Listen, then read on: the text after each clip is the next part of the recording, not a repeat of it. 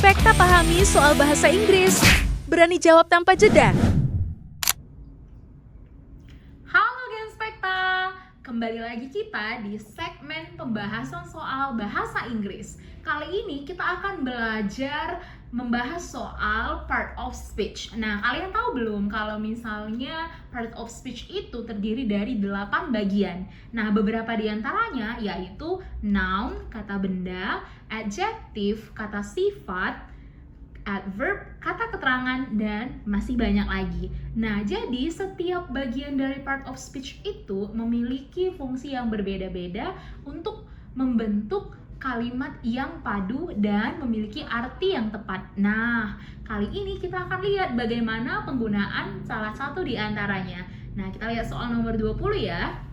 Butterflies have small bodies and large wings. Nah, kupu-kupu memiliki tubuh yang kecil dan sayap yang besar. Nah, teman-teman, di sini kita bisa melihat beberapa jenis kata. Misalnya yang pertama yaitu butterflies. Ini adalah kata benda. Nah, di sini dia posisinya sebagai subjek, ya, sebagai pokok dari kalimatnya. Kemudian dia ada kata have. Have di sini sebagai kata kerja. Nah, have juga memiliki fungsi yang lain, misalnya sebagai auxiliary. Nah, tapi di kalimat ini dia berfungsi sebagai kata kerja. Kemudian ada kata small, yaitu kata sifat, adjective. Lalu ada bodies, sama juga kata benda. Large, kata sifat. Wings, juga kata benda.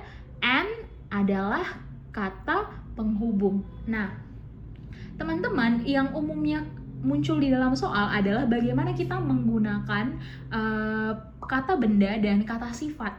Jadi kita harus hati-hati. Nah, kita lihat di sini. Biasanya kata sifat itu berfungsi untuk menjelaskan kata benda. Misalnya wanita yang cantik, beautiful girl. Nah, jadi kata beautiful itu menjelaskan girl. Bagaimana wanitanya? Cantik. Nah, tapi yang bisa menjelaskan kata benda itu hanya kata sifat, ya, hanya kata sifat, adjective to describe the noun. Lalu bisa nggak kata yang lain mendeskripsikan kata benda? Jawabannya tidak. Tapi bisa nggak kata lain mendeskripsikan kata sifat? Bisa, yaitu kata keterangan. Jadi kata keterangan bisa menjelaskan kata sifat maupun kata kerja. Nah, umumnya kata keterangan itu memiliki akhiran ly, ya. Dan kata keterangan itu juga bisa berasal dari kata sifat. Misalnya proportional adalah kata sifat, kata keterangannya proportionally. Nah, seperti itu ya teman-teman. Nah, lalu di soal kita ini bagian yang kosong itu adalah sebelum kata sifat. Maka yang bisa menjelaskan kata sifat adalah kata keterangan. Maka kita pilihlah jawaban yang merupakan kata keterangan. Nah, yang benar itu yang mana? Yang B.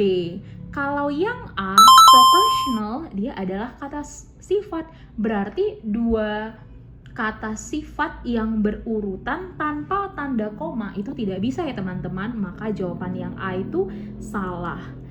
Nah, kalau yang D, proportionately, dia memiliki arti yang berbeda dari proportional. Jadi jawaban yang benar adalah yang B, proportionally. Kupu-kupu memiliki tubuh kecil yang proporsional dan sayap yang lebar. Jadi walaupun tubuhnya kecil, dia masih bisa menopang sayapnya yang lebar.